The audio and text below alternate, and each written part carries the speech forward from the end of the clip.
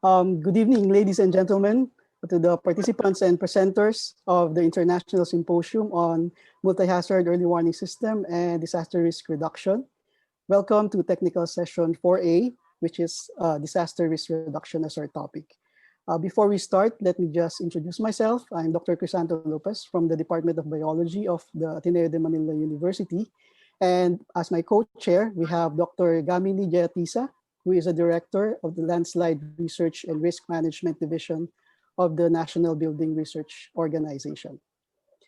Before we start playing the pre-recorded videos of our presenters, let me just state some session rules. The first one is that the pre-recorded presentations will be played with a allotted time of 10 minutes each. And after each presentation, we welcome your questions, but please utilize the chat box for your questions. And we would like to request that you write or indicate in your question who you want to address the question to.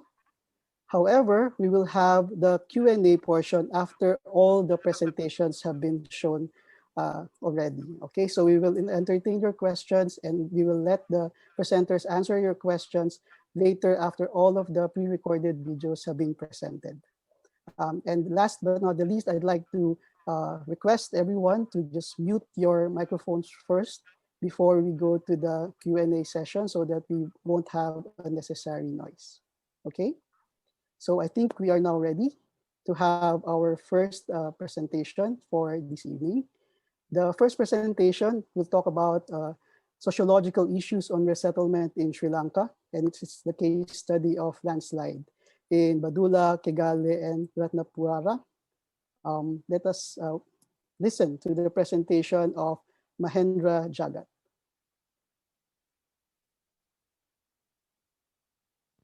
Hello everyone. I am going to share with you some sociological issues on resettlement in Sri Lanka.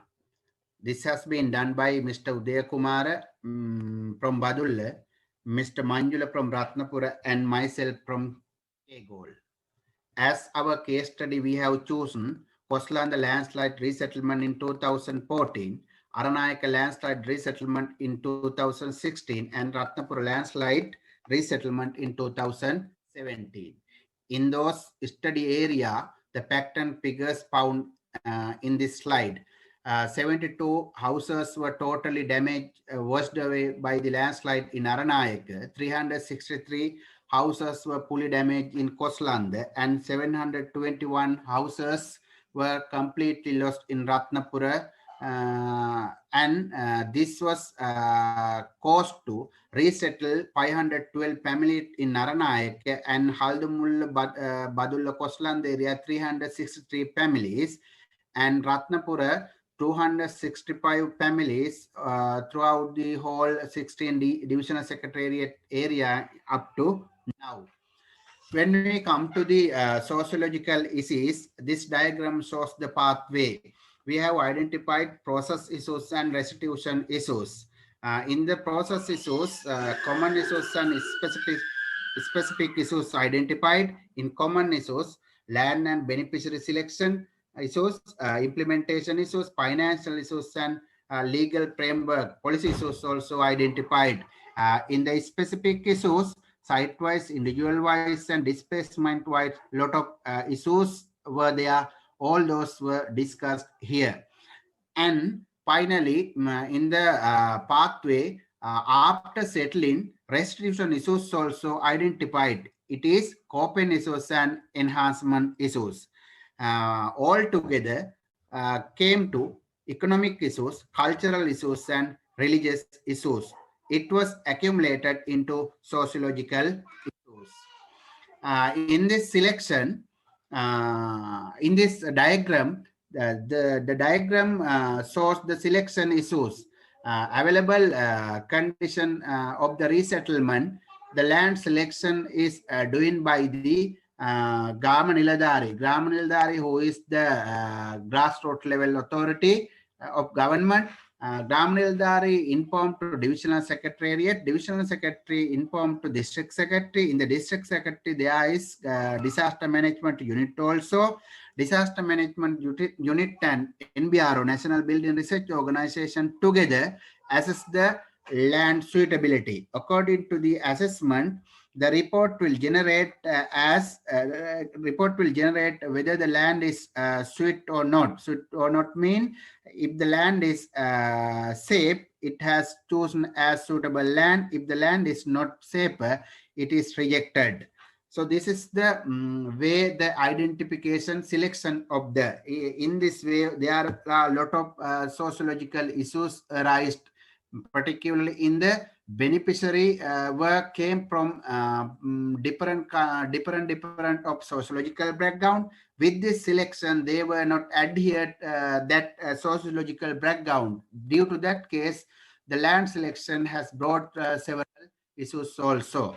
In the selection, again, the criteria has here availability of water and electricity and other infrastructures, access to the public places and the other considerable event, the land suitability and the shelter conditions also highly considered before the selections. Or these criteria brought several issues in sociological way that also highly considered in this study. This figure shows implementation issues. Actually, land and land suitability, hazard potential, infrastructure, transport and market, education, and other components. All those are the implementations were lacked in 3 study area simultaneously.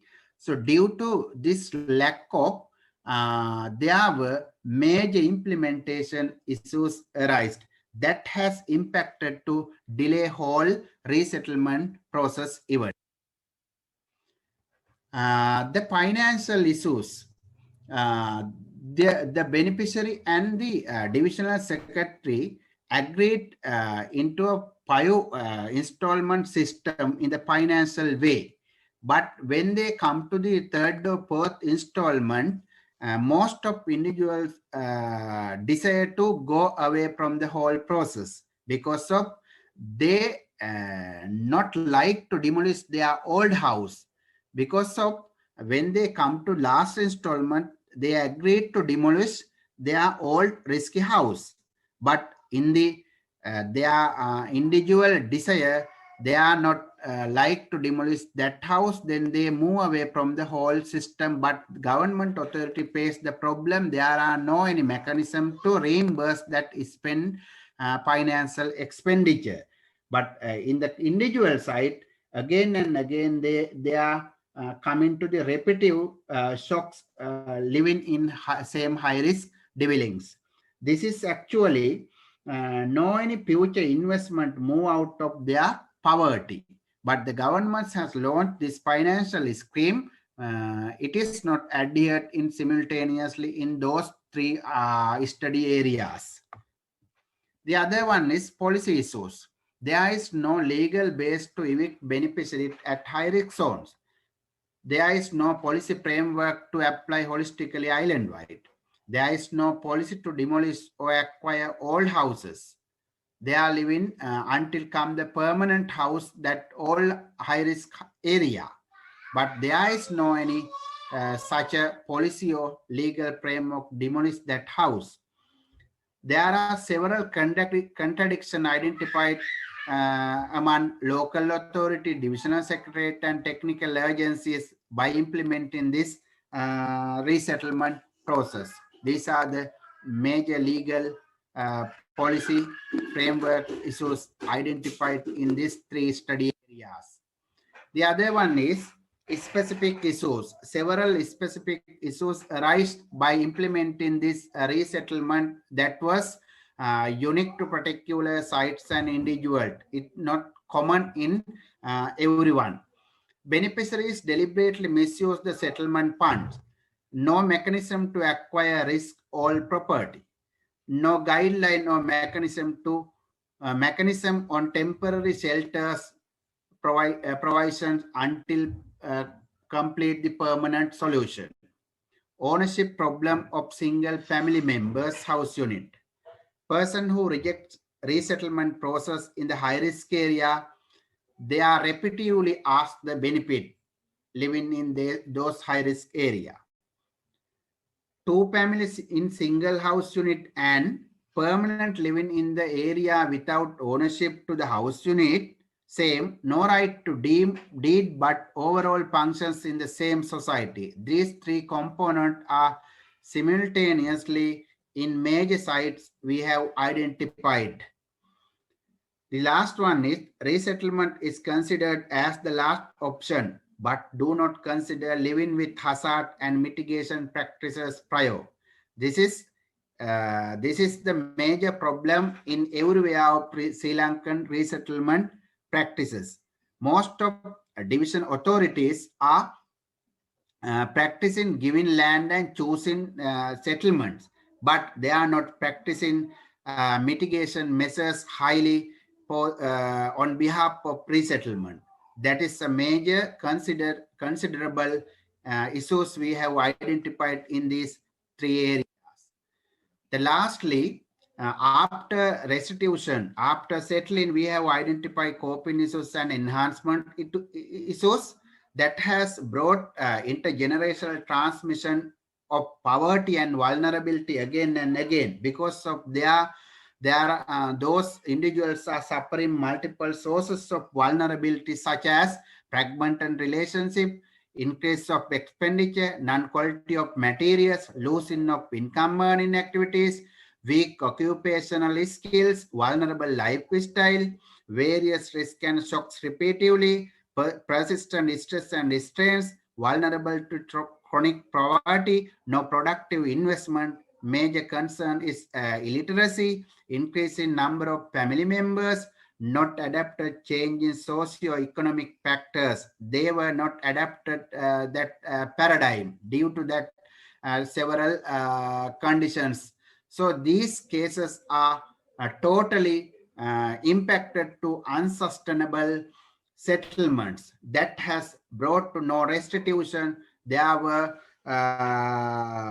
resettlement. They were built back, but no in better. They were built back actually, but it is not in better way. This is the identified sociological issues in those three study area. So if you have any doubt or clarification, you can ask.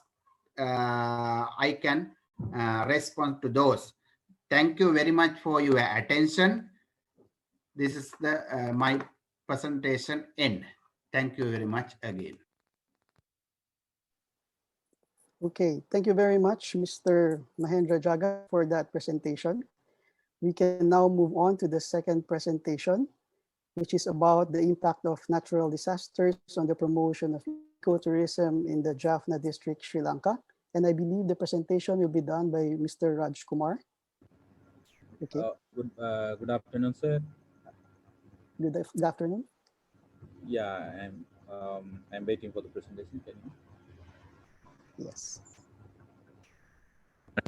Welcome to my presentation. I'm going to talk about the impact of natural disaster on the promotion of ecotourism in the Jaffna district. It is a special reference to natural resources of the sand dunes in the Vadamarachi East. This is my presentation outline. Now we move on introduction. Ecotourism is traveling to relatively undisturbed natural area with the object of studying, admiring, and enjoying the scenery and its wild plant and animal. In short, ecotourism visit to natural area, its object, learning and enjoying the nature. Sand dunes are one of the key natural resources for the promotion of ecotourism. Sand dune is any accumulation of sand, grain, shaped into the mound or ridge by the wind under the influence of gravity. They also protect the inland area from the natural disaster, such as storm, hurricane, flood water, wind, and wave action that can damage the property. Sand dunes support an array of organisms by providing nesting habitat for the coastal bird species, including migratory bird species. Sand dunes also habitat for the coastal plant. Sand dunes are distributed from Manakkad to Sundikulam in the study area. Totally 18 Kiramalladari division covered by sandy area. Among them, 13 Kiramalladari division covered by sand dunes. This is the view of the sand dunes in the Vadamarachi East. Sand dunes in the ecotourism, it is a natural heritage. The landscape of the sand dunes will be attracted by the tourists. It has a cultural and historical value. It compounds the biodiversity. It has a aesthetic value. So it's a natural formation will be attracted by the tourists. It offers the opportunity to enjoy the eco activity such as walking, climbing, playing. It offers the opportunity for the education about ecotourism. They are associated with the local community. So finally, these resources considered as a hydro-geotourism potential. This is the study area of Vadamarachi is. Basically, this area sandy. It's so clearly so in the map. This is also a study area of the Vadamarachi. It represents the sand distribution by Kiramalada division wise. This table represents sand dunes distributed in the Kiramalada divisions of the Vadamarachi, I mean the study area. Impact of sand removal on the disaster risk reduction and promotion of ecotourism had never been evaluated properly due to the 3 decades long civil war. The object of the present study to identify the impact of sand removal on the promotion of ecotourism. This diagram shows the importance of sand dunes in the Vadamaraji. It protects the people from the natural disaster. For many years, these resources are being subjected for illegal and uncontrollable sand mining. As a result, this impact on the natural disaster and the promotion of ecotourism. Next, I move on the methodology. For the purpose of this study, field survey was used as a method for the identifying the removal area. This area was mapped by using the ArcGIS and open source QGIS. The area is located by using the GPS. Sand permit detail were collected from the division secretary of Maradangani. 10 years rainfall data were also collected and analyzed. Now we move on the result and discussion part. From 96 to 2005, sand mining had been based on the environmental friendly manner. 2005 to 2009, sand mining activity had been limited because of the war. 2009 to 2015, illegal and uncontrollable sand mining activity undertaken. 2015 to 2020, sand mining with the permission under the supervision. So very large scale sand dunes have removed in the Amban and Kudathane area during the period of 2009 to 2015. Sand mining activity are being undertaken in the area such as Manakkadu, Amban, Kudathane and Nagargol area. This map represents the marked area continuously subjected for sand mining for many years. Impact of sand removal on the disaster of the study area. Manakkadu, Kudathane and Amban area already faced the flooding effect. As a result of the sand removal, the removed area already lost the vegetation. There will be chances for the effect from the storm and wind and high risk by the tsunami wave. As a result of the removal, is caused for the loss of the habitat, which impact the biodiversity. And finally, the groundwater quality. Excessive mining activity goes for the seawater intrusion because the dunes are very close to deep sea. These are the example for the large amount of sand removed from the particular area, Kudathane. This is another example for the sand mining activity ongoing in the large dune. This slide represents sand mining area and its impact. The cleared area of the sand dunes causes for the potential of the flooding. So this picture clearly shows the effect of the flooding. This is another example for the flooding and the loss of the vegetation and the natural beauty by the sand removal. Impact of sand removal on the promotion of ecotourism. Ecotourists are attracted to relatively undisturbed area in nature. Mining seamen especially harmful process, spoiling or destroying the nature and endangering geodiversity. As a result of the sand removal, we lost the natural heritage and its landscape view. And loss of the cultural and historical value, especially the sand dunes are formed the process over millions of years. As a result, we lost the historical value, and these dunes are associated with the cultural social life. So we lost the cultural and historical value. Next, as a result of the sand removal, we lost the vegetation. It means that it caused the habitat loss, which impact the biodiversity, though therefore there will be no chances for enjoying the biodiversity. As a result of the sand removal from the dunes, we lost the aesthetic value. Ecotourists can't be enjoy the beauty of the natural formation and its scenic beauty. Next, the loss of the ecotourism activity. Actually, the sand dunes are not available. We are unable to do the activities such as playing, walking, climbing, and photography. Its impact on the education and ecotourism, because sand dunes are related to the geological study. The geological aspect is important part in the ecotourism, educational ecotourism. So as a result of the sand removal impact the educational based ecotourism.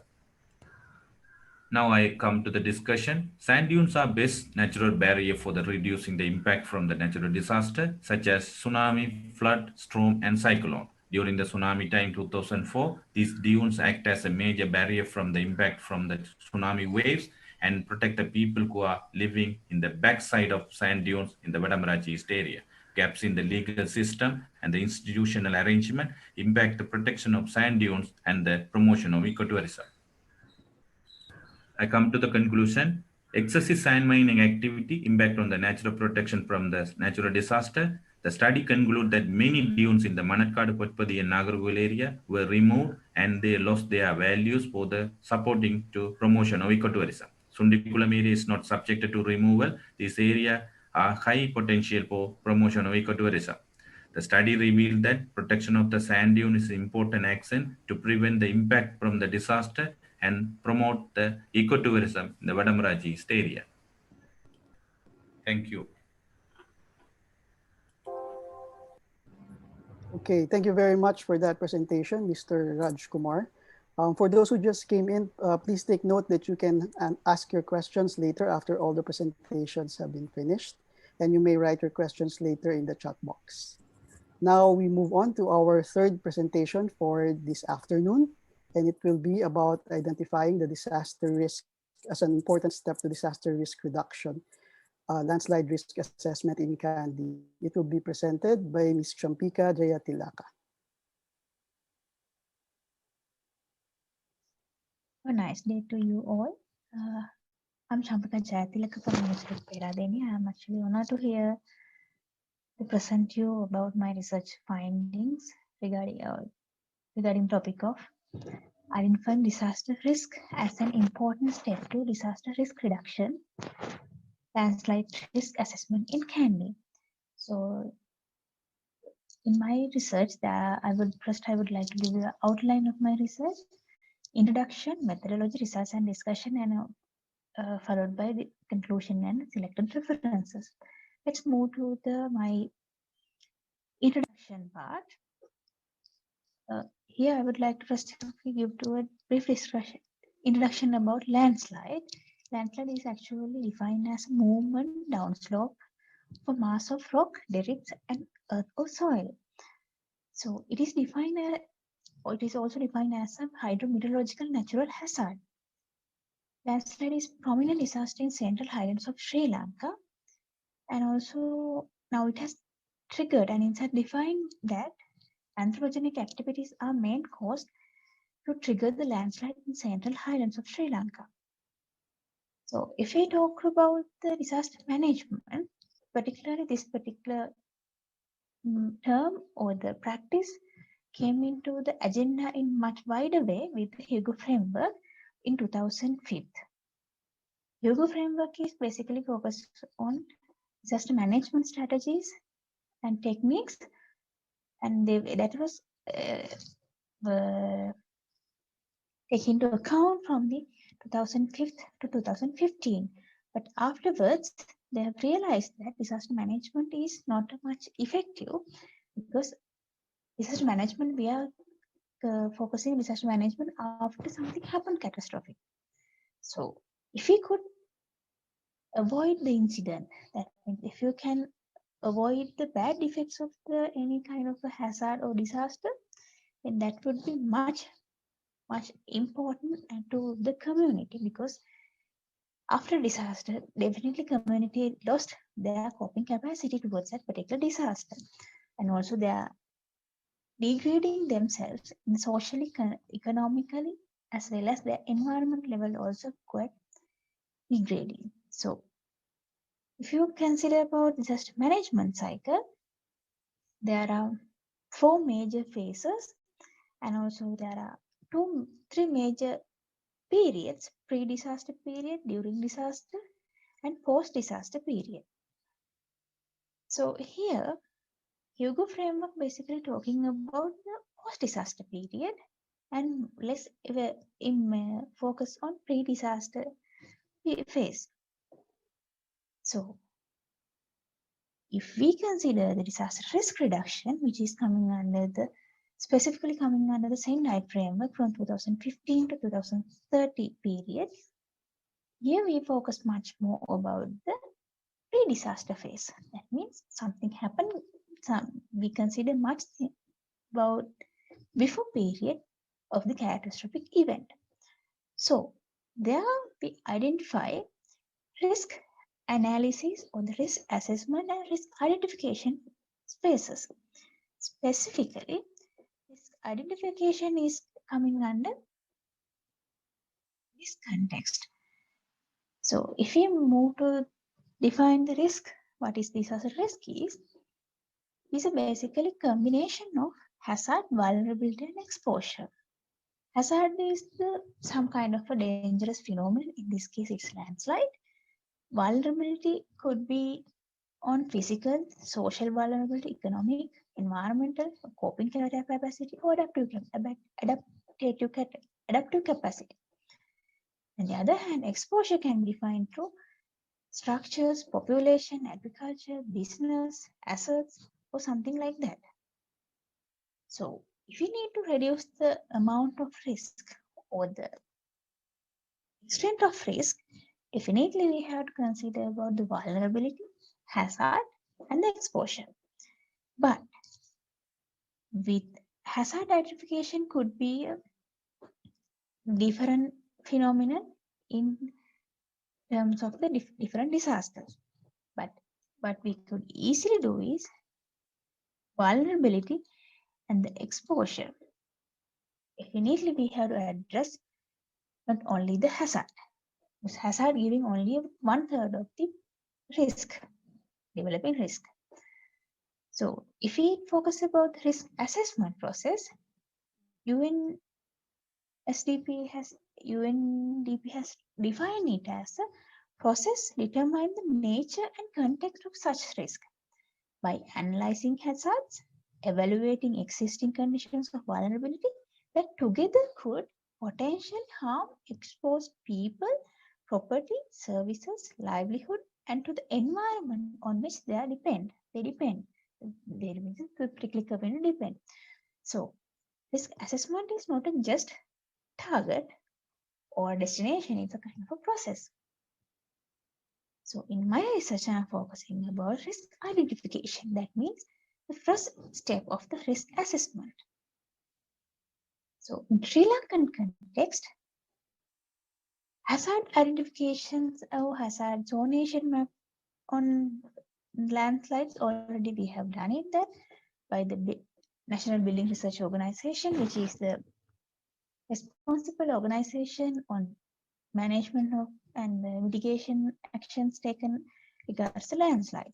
So they have prepared detailed maps, that 1 to 10,000 detailed map regarding the hazard identification in Sri Lankan context for all landslide prone districts. But still we are lacking in the risk identification map preparation.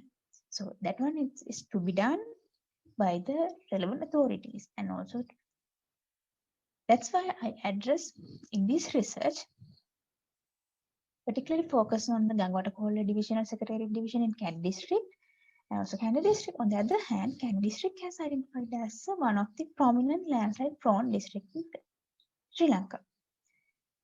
So let's move to the methodology. First of all, in methodology, I would like to give a brief introduction about my study area. Gangwatakola DSD, particularly located in Kandy District. If you could see here, here's the Kandy District, and within that, the Gangwatakola is the hub of the Kandy District actually, because Kandy Town also located in the Gangwatakola Divisional Secretariat Division. So surrounded area of Candy Town also very important service location for the surrounded villages as well as surrounded sub-towns, sub-cities. So identification of risk in the Candy Town for landslides and surrounded area is much important to cope with to building the capacity if something happened negatively. So in my research, these are the steps which I followed to get the final output of high risk map. Particularly, this research is much more focused with the data generated from the other sources, other primary sources, and I use the secondary data and finally generate a high risk map for my focus I'm going to call it divisional secretariat division. First step is identification of the incorporated factors. Actually, I have done it through the literature survey. And the second step is the initial attribute map preparation. I did this one based on the selected data and gathered data that I have done it through the ArcMap software, that is the GIS software which I used for that.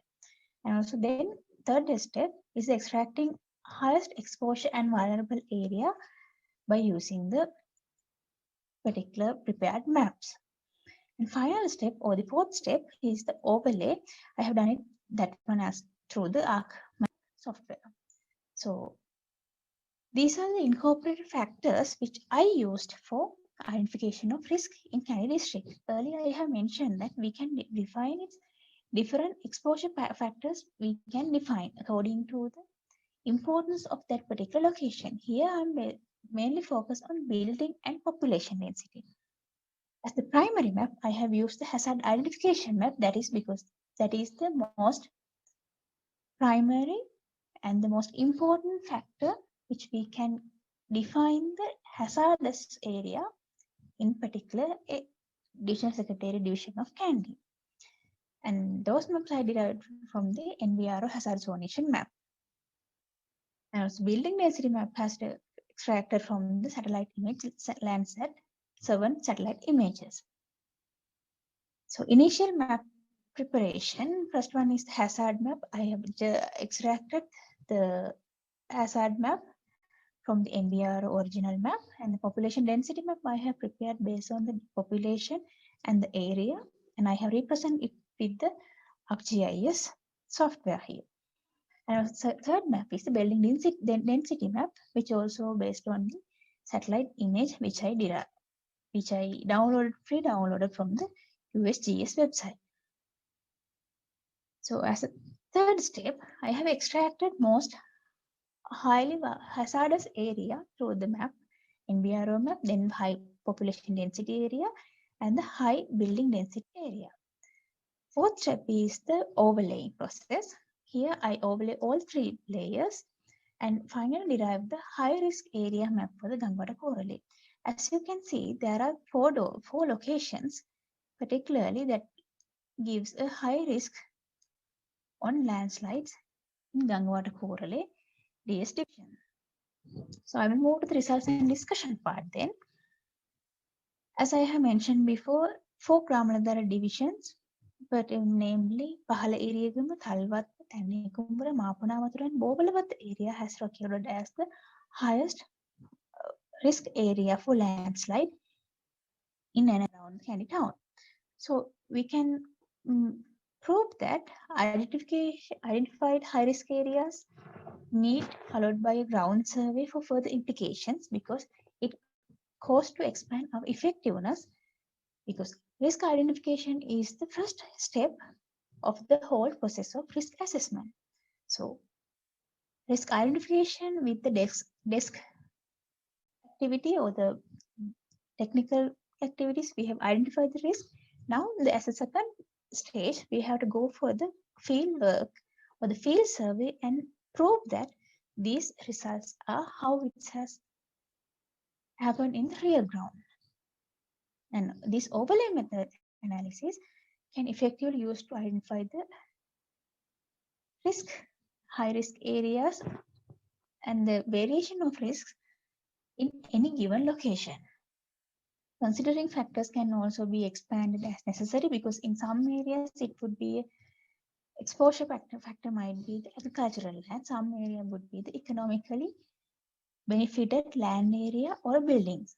So sometimes we can avoid, if there are no any households in and around the areas, it some might be a agricultural area. So that exposure also we can calculate by changing the initial focusing factors. So here's my few references, and thank you for your patience to listening me. If you have any questions or clarification, I would like to extend my support on this regard. Thank you so much. Thank you very much, Ms. Champika Jayatilaka, for your presentation. Now, I think we move to the last presentation. For those of you who are wondering, we are actually skipping some presentations because their pre-recorded videos have not been sent to us. The last presentation for this evening is on the development of Disaster Risk Index for Sri Lanka, and it will be presented by Ms. Anoja Seneviratne. Ladies and gentlemen, welcome you all for the International Symposium on Multi-Hazard Early Warning and Disaster Risk Reduction 2020. I am representing Mitigation, Research and Development Division, Disaster Management Center, Sri Lanka. This presentation is about the research project carried out by the Mitigation, Research and Development Division, which is called Development of Disaster, Flood, Landslide, Drought and Tsunami Risk Index for Sri Lanka, which is done based on national level disaster risk assessment in Sri Lanka. This is the content of this presentation. Here I am going to briefly explain the background of this project, main objectives and scope of the study, then the methodology, and finally results and recommendations as well. Sri Lanka is a tropical and disaster-prone country, and the most frequent natural hazards that affect Sri Lanka are droughts, floods, landslides, and we have the experience of tsunami as well. So as the main responsible authority in Sri Lanka, Disaster Management Center has to actively engage in all the parts of disaster management cycle as illustrated in the slide. So it is important to learn and forecast the potential and magnitudes of the impacts can be occurred from the exposure of different types of hazard. But there was a lack of such study, and as a result of this project, a risk index is deducted for emphasizing the disaster risk level for each Grama-Niladhari division in Sri Lanka, which can be very much useful in disaster response and mitigation stages in disaster management cycle. The main aim of this project is to deduct a risk index that describing the disaster risk potential for each Grama-Niladhari division based on existing characteristics of vulnerability and capacities, where considering population as the element at risk. The risk index can be used as a key tool for different types of government bodies to take appropriate measurements to minimize the risk from different types of hazards and prepare for emergency response and recovery. Furthermore, these statistics can be used as a baseline data for further detailed risk analysis. The methodology of development of risk index consists with analysis and mapping of the levels of hazard, vulnerability, capacity, and risk based on the hazard index, vulnerability index, and capacity index respectively. This figure details the analysis procedure of risk index deduction. In here, the hazards were calculated based on the affected areas by different disasters under the hazard profile of Sri Lanka, together with the inundation maps. Furthermore, weighting and scoring of hazard were done based on the impacts of hazard recorded in the Disinventar database of Disaster Management Center. The demographic data categories like population density, male-female ratio, age and poverty are the main key factors considered to quantify the vulnerability. The analysis. Impacts of schools, religious spaces, police stations, hospitals and surface water bodies were used to the capacity analysis. But here lack of data in regulation capacity, vocational training, voluntary commitment, level of preparedness and awareness is limited the scope of assessment. This figure shows the weighting of each type of hazard. North-south direction indicate the low frequency and high frequency events respectively, while east-west directions represent the availability and non-availability of early warning system. The classification of hazard risk levels using weightages, classes, and scores are as follows for each type of disaster. Here the final vulnerability maps were created by getting the cumulative vulnerabilities of following demographic data like population density, population by gender, population by age, and population by poverty. These are the vulnerability classes, weightages, and scores assigned for each type of disaster. Similarly, to calculate the final capacity, cumulative capacities of following factors were considered, such as schools, religious places, police stations, hospitals, and surface water bodies. These are the capacity classes, weightages, and scores assigned to each type of disaster. So finally, the risk index calculated at the following formula. Here the risk equals hazard multiplied with vulnerability and divide by capacity. Risk index calculation was influenced by subcomponent index calculation, major component index calculation, and contribution factor calculation. And furthermore, as in the slide, the Gramanildari division level risk with respect to population has been derived using the threshold values determined based on the statistical method, and divisional level risk could be derived using the following. Here the abbreviations are indicated in the slide. And finally, the impact denoted by risk index was determined by the index value, where class 1 indicate low risk, class 2 indicate medium risk, and class 3 for high risk areas. So as the final results, following table illustrate the threshold risk index values to determine the high, moderate, and low risk classes for each disaster. These are the final risk maps created as a result of the analysis. Left figure details the flood risk level in entire Sri Lanka, and right side figure illustrates the flood risk level in a particular district, Cont. Similarly, drought risk map, tsunami risk map, and landslide risk maps shown in the figure. So as the conclusion, this graph represents the risk of all hazards in national level, and the table below the graph indicate the number of Gramanildari divisions vulnerable for each disaster type. This graph represents the flood risk in the district level, and the table behind the graph represent the number of GN divisions within the each district which is vulnerable for flood hazard. And this graph represents the risk of drought hazard in district level. This graph represents the risk of tsunami hazard in district level.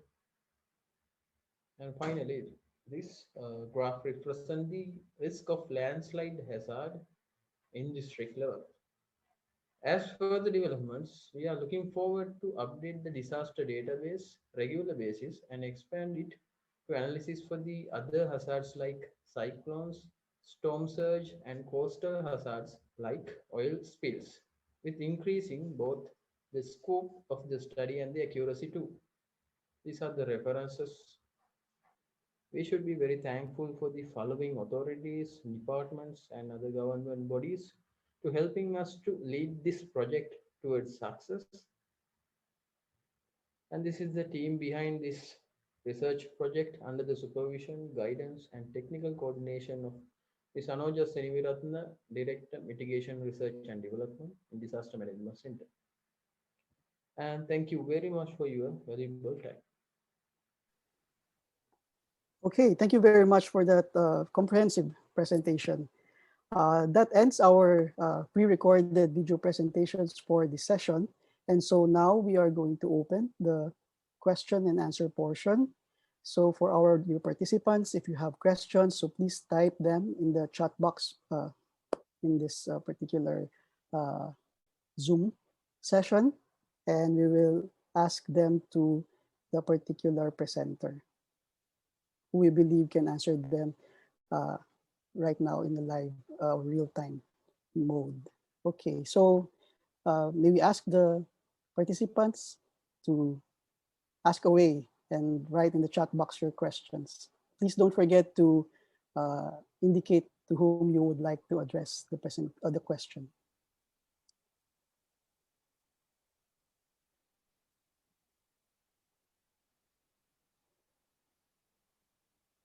Anyone? So I think you're still waiting for or thinking of your question. So maybe I'll ask some question first while you are thinking about your questions. I'd like to ask a question to Mr. Mahendra Jagat. Mr. Mahendra, are you there? Can you hear me?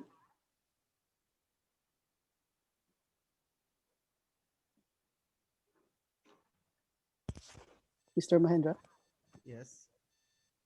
Yes, okay. So I just have a clarification because you mentioned that there are three main factors to be considered or sociological issues that affect, well, the resettlement area issues in Sri Lanka. May I know if you have identified which among the three has the most impact?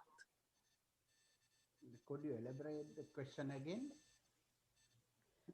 You mentioned that there are basically three main sociological issues that affect the resettlement problem in Sri Lanka, right? So economical, cultural, and the other one. May I know which among the three you think is the most impactful or which has to be addressed first in terms of solving this particular issue? Yeah, actually the impact one is economical. Due to economical issues, there are a lot of sociological and other issues arise. After settling, people are suffering, fulfill their living because of they are came from another area to new settled area. Due to that case, their income generation has been lost. Due to this income problem, they are suffering to resettle. They are shocked repetitively in the resettled area. They are lost their peripheral income. Most of them came from cultivation area, paddy area.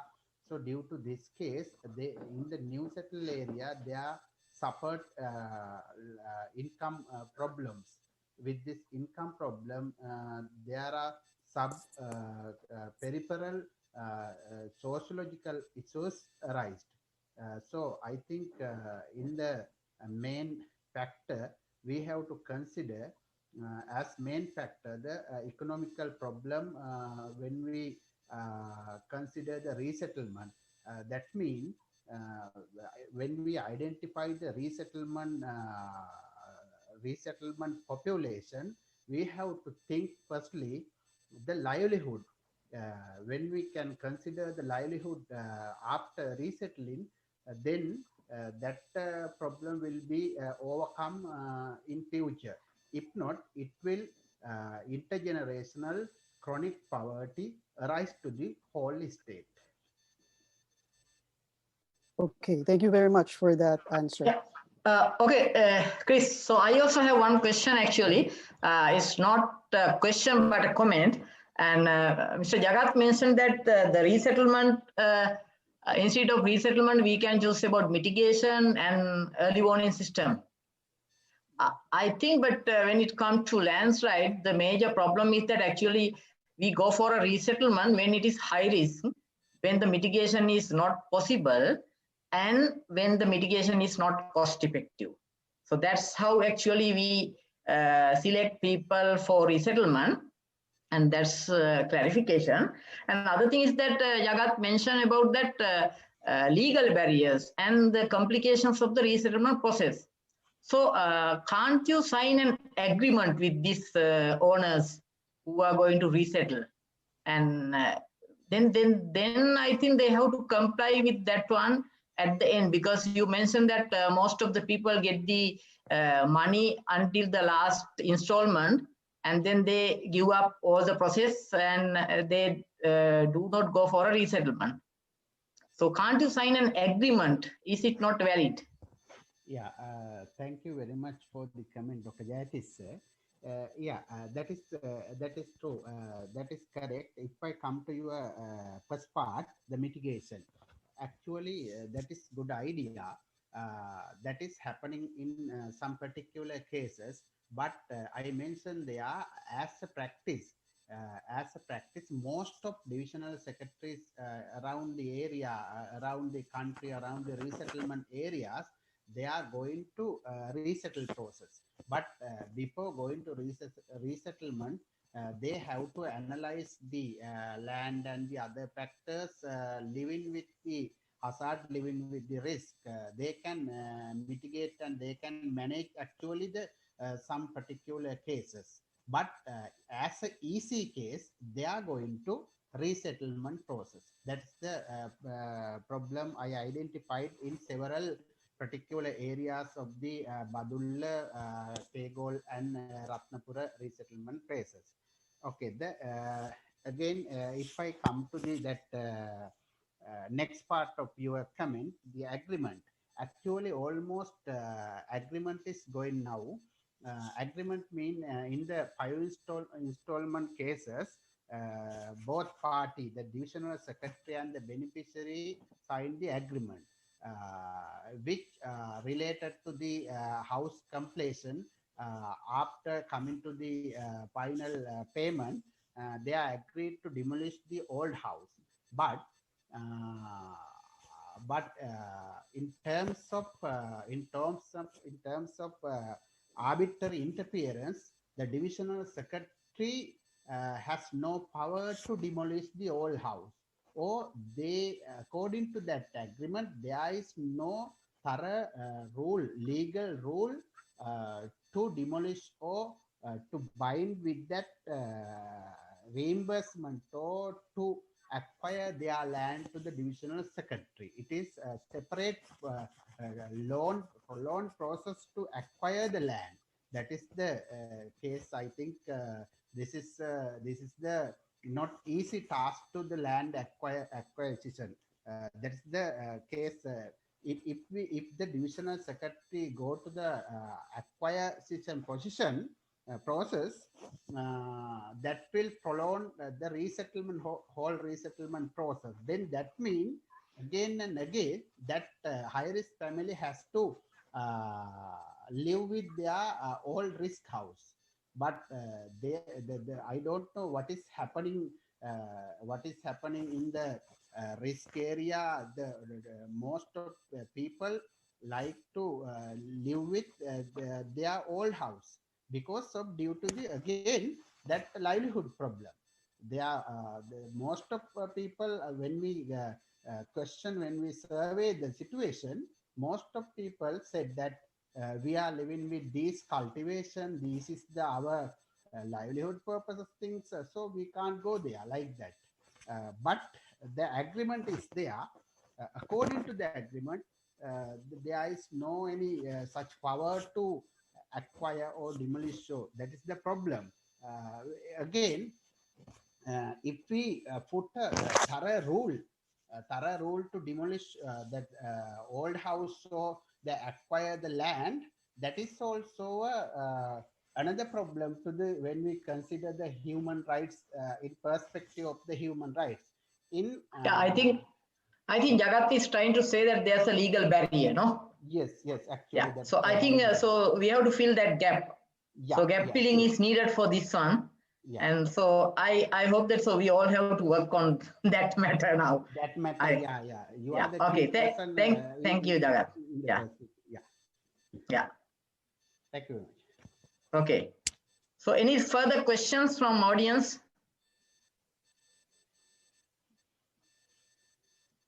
So Chris, I have a question on this ecosystem. I think Mr. Ravi or Rajkumar.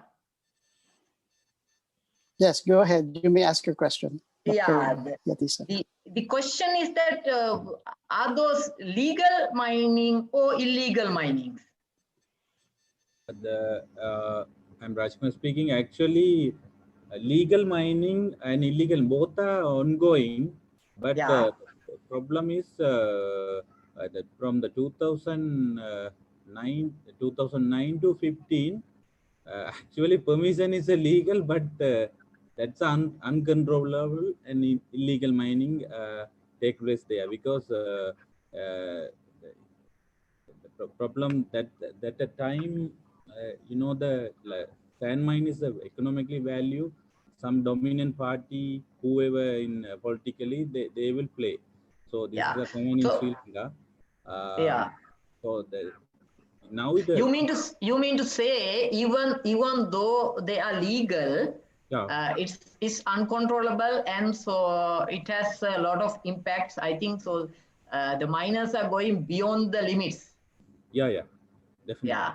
So now I think it's a good approach actually, because ecosystem based disaster risk reduction is some interesting topic in the world now. Yeah. So we had one session in this seminar also, ecosystem based disaster risk reduction.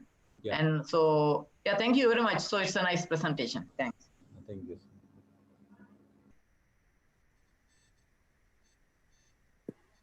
Okay, thank you very much, Dr. Jayatisa.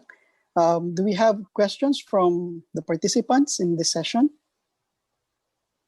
You may write your question in the chat box. We don't see any questions popping up in the chat box. If not, I will ask questions. Yes, go ahead, Dr. Jayatisa. Yeah.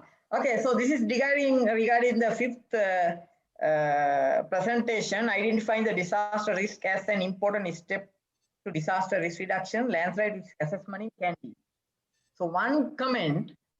I think I don't know whether the presenter knows about that one. The landslide hazard zonation maps are showing only the initiation areas.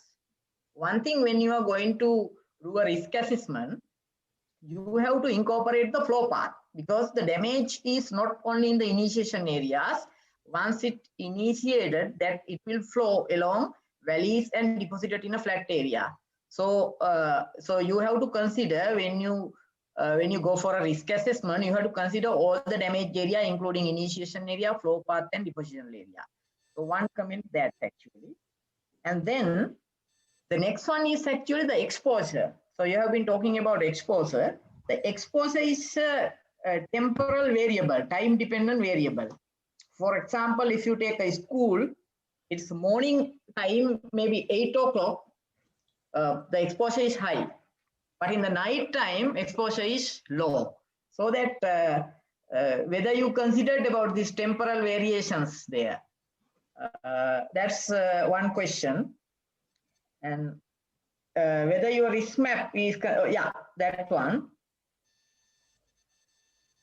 So maybe we can. My question. Overall, that is my question. Whether you have considered this time-dependent nature of the risk, or whether this is a dynamic or static risk map. No, here I didn't consider about the temporal exposure to the risk. Actually, here I consider about the population and the buildings only. Here, actually, I appreciate your comment on that, because I didn't incorporate that temporal risk, temporal exposure here, and also about the flow path one. Also, thank you very much for that comment also, because my research is still in the initial process. So I will upgrade my research, incorporating your comments. Thank you very much, sir, for your valuable comments on that. Yeah, okay, you're welcome. So because risk is a time dependent factor, things. Yes. And so, but it's very difficult, but sometimes, you know, you can calculate the maximum risk considering the total population. So that when something happens, then everybody is there thinking that like that. Yeah, then it's highest risk is represented, but it may not be the actual case. For example, what's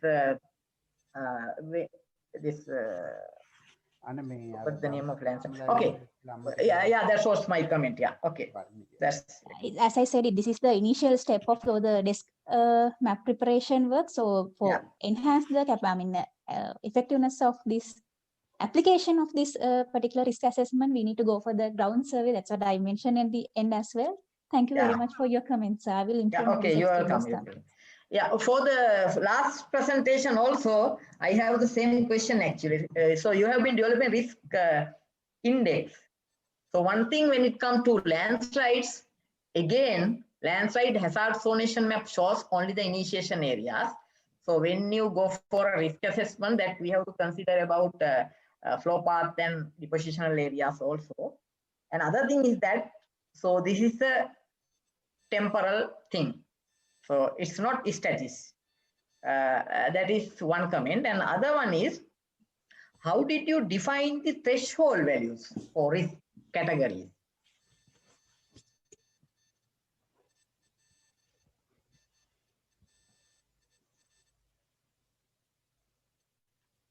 Hello? Maybe request the presenter of the last presentation to answer the question, please.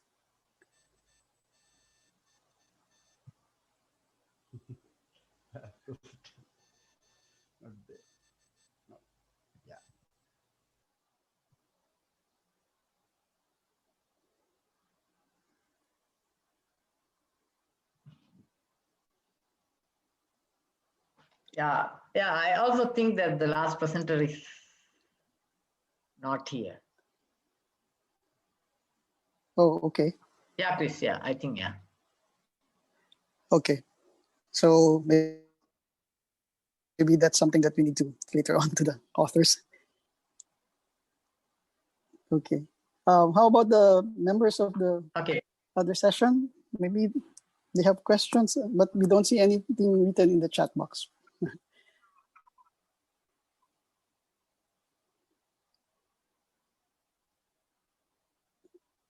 So if that's the case, Dr. Jayatisa, maybe you can make our summary of the session. Yeah, okay. So, first of all, actually, thank you very much for Chris and also the presenters and also the audience. And so the session, technical session 4A, actually we have conducted. That's named as disaster risk reduction. And it's a really very important topic in recent days in the world. It's not disaster management, but disaster risk reduction. So there was a lecture on disaster risk reduction also. I hope that everybody understood what is the difference between disaster management and disaster risk reduction. So in this session, actually, so we had 6 presentations, but out of 6, there were only 4 presentations. The first one is identified sociological issues on resettlement in Sri Lanka. And he tried to understand the sociological issues which we experience in Sri Lanka now with the resettlement processing landslide risk reduction activities in Sri Lanka. The second presentation was not there actually. The third one was the impact of natural disasters on promotion of ecotourism in the Jaffna district, Sri Lanka, with special reference to sand dunes in Vadamaradchi East. So this is also a very important topic because it's a booming topic in the world, that the ecosystem-based disaster risk reduction. And we have experienced, especially in the tsunami event, that most of the part with these dune sands, barriers were protected from tsunamis. So because of this aspect and also from every kind of natural hazard aspects, the ecosystem-based disaster risk reduction is a very important aspect and very interesting aspect, and is going parallel with the nature, so we are living with nature. And the fourth presentation was not there actually, that the fifth presentation, identifying the disaster risk as an important step to disaster risk reduction. Yeah, so disaster risk reduction, when it comes to disaster management to disaster risk reduction, the identifying the risk is an important factor, because after identifying the disaster risk, then only that we can go for a risk reduction options and risk reduction priorities, because prioritization is risk reduction is also a very important aspect. And the last presentation that we had is a development of disaster risk index. So to identify the disaster risk, actually, we have to develop disaster risk index. There we have to develop vulnerability curves, we have to develop some capacity curves and things like that. And those were very important aspects in disaster risk reduction. So therefore, so I believe that so we had very interesting presentations. And with this, actually, I would like to pass my sincere thanks for all the authors, presenters, audience, and my co-chair, Dr. Crisanto, and who helped me a lot and initiated and conducted all these sessions nicely. And finally, to the organizers of the symposium for giving this wonderful opportunity to conduct this timely important session. So thank you very much for everybody. And Dr. Crisanto, if you have anything to say, it's time for you.